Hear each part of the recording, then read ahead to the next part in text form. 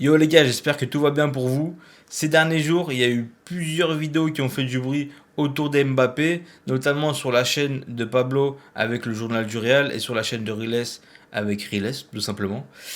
Et en gros, le délire c'est quoi? C'est qu'ils ont donné des infos qui étaient différentes et qui évoquaient le même sujet, ce qui a forcément créé un peu de confusion. Mais au-delà des différences entre leurs versions, ce que je veux dire aujourd'hui, c'est que le plus important, c'est pas de savoir qui a raison ou a tort à tout prix. Le plus important, c'est d'avoir un esprit critique. C'est-à-dire savoir écouter, comparer, analyser et en gros penser par soi-même. Et surtout les gars, n'oubliez pas de rester jusqu'au bout de la vidéo parce qu'en fin de vidéo, je vais vous donner mon avis sur ce sujet, sur cette situation au global.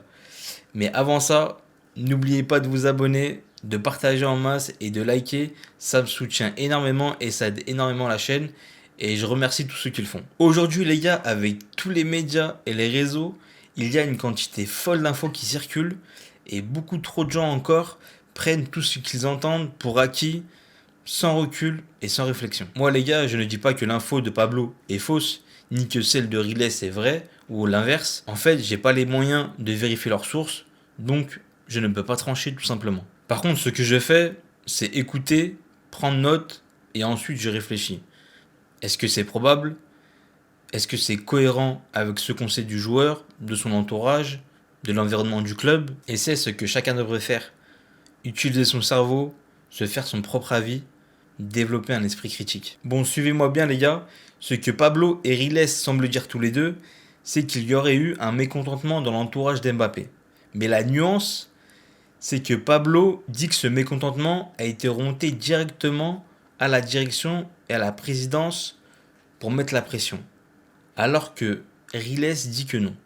C'est ça l'histoire. Mon avis personnel, je trouve que l'info de Pablo, quand il la sort, elle n'est pas absurde, dans le sens où ce genre de comportement de la part de Mbappé et de son entourage, on l'a déjà pu le voir à Monaco, Paris Saint-Germain ou encore en équipe de France. Donc ça serait pas choquant en vrai. Après, je dis pas que c'est 100% vrai encore une fois. Maintenant les gars, pour Iles, je vais être honnête, sa première vidéo, je l'ai pas trouvée très bonne dans le sens où il y avait pour moi trop d'arguments bancals, notamment avec l'exemple d'Essi, quand il essaye de refaire une lecture des faits avec Dessy, ça tient pas la route. Sinon, on commence à aller sur ce genre de choses, sur ce genre d'arguments, et de refaire la lecture du foot, de certaines choses avec Dessy, s'il n'y a pas eu ceci, cela, etc. Bon, en fait, tu peux enlever plein de titres à plein de clubs, plein de ballons d'or à des joueurs, parce que on sait très bien que le foot, c'est un sport de détail, et c'est comme ça. Avec Dessy, tu peux changer plein de choses. Par exemple, c'est comme si je te disais Benzema contre le PSG, s'il n'avait pas fait le pressing sur Donnarumma et que Donnarumma n'aurait pas cédé à la pression et aurait bien réussi à dégager le ballon au lieu de dégager sur Vinicius, le Real ne serait pas revenu au score avec le but de Benzema et n'aurait pas inversé la dynamique, c'est-à-dire qu'il ne serait pas qualifié, c'est-à-dire que potentiellement Benzema n'aurait pas eu ballon d'or, bref, c'est interminable. Donc ce genre d'argument, et il y en avait d'autres, mais je ne vais pas plus rentrer dans les détails, mais pour moi c'était trop bancal sur la première vidéo. Par contre, la deuxième vidéo, euh, elle était meilleure pour moi parce que ses propos étaient plus clairs. Déjà d'une, euh, il dit bien que ce qu'il voulait lui évoquer, c'était l'info que comme quoi l'entourage avait directement mis la pression euh, sur la direction, qui était fausse, qu'en gros sa vidéo, elle était principalement, il voulait nier principalement ce fait, et pas forcément de parler, de nier euh, les problèmes que Mbappé a pu ramener dans ses équipes du Real Madrid en gros. Lui, il a vraiment dit dans sa vidéo, c'est pour ça que c'était, elle est meilleure parce qu'il y a plus de clarté, que il niait principalement juste ce fait-là que l'entourage d'Mbappé ait mis la pression directement sur la direction. J'ai attendu un peu avant de faire cette vidéo, les gars, parce que je savais qu'ils allaient finir par faire une vidéo ensemble pour calmer un peu les tensions et la confusion. Et effectivement, ils ont clarifié les choses, ce qui est plutôt une bonne chose, on va dire, et ce qui est tout à fait aussi compréhensible. Mais ce que je regrette au fond, les gars, c'est ce manque de débat ouvert sur Mbappé, c'est mon ressenti, Parce que pendant des années, dans les grands médias, la critique de Mbappé était très cadrée, voire inexistante, à cause de lignes éditoriales ou d'intérêts économiques et politiques, et beaucoup de gens ne s'y retrouvaient pas dans ce discours, et moi y compris. Et quand la critique a fini par arriver, c'était pour des mauvaises raisons, c'était parce qu'il partait du PSG. Du coup, on a vu des retournements de veste. Moi, ce que je constate sur certaines chaînes YouTube encore, c'est que la critique d'Mbappé, elle est encore trop timide, je trouve.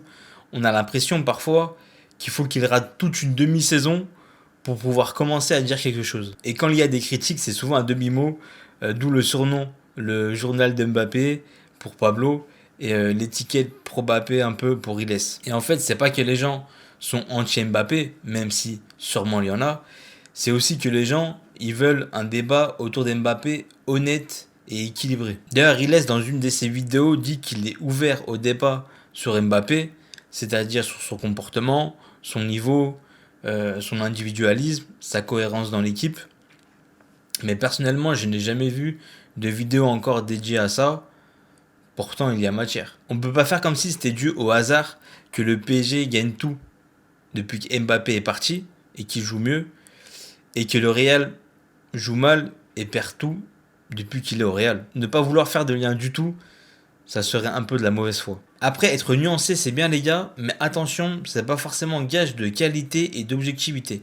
Parce que si un joueur fait 80% de mauvais choix et 20% de bons, et que derrière, tu passes 10 minutes à parler du positif et 2 minutes du reste, bah ça va pas être équilibré et ça va pas être cohérent et surtout honnête intellectuellement. Et il y a aussi un truc qui m'a interpellé les gars, c'est que tous les deux ont parlé de Romain Molina dans leur vidéo, mais aucun des deux n'a réagi à sa vidéo sur les problèmes en équipe de France liés à Mbappé. Pour moi, c'est un manque de cohérence dans le sens où ce joueur joue dans ton club, donc tu es forcément concerné, donc tu dois en parler.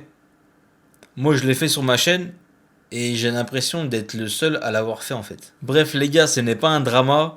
Personnellement, je n'ai rien contre Riles et Pablo vraiment. C'est juste des désaccords de fond parfois. Et si jamais ils tombent sur cette vidéo, moi personnellement, je suis ouvert à un débat honnête, sincère, sans langue de bois et dans la bonne humeur. Parce qu'au final, ce qu'on veut tous, c'est comprendre, débattre et faire avancer la discussion dans le respect. Pas dans la calomnie et surtout avec de l'honnêteté intellectuelle. Donc voilà les gars, c'est tout pour moi. Comme d'habitude, donne-moi ton avis dans l'espace commentaire. N'oublie pas surtout de t'abonner, de partager en masse et de liker. Et nous on se dit à la prochaine.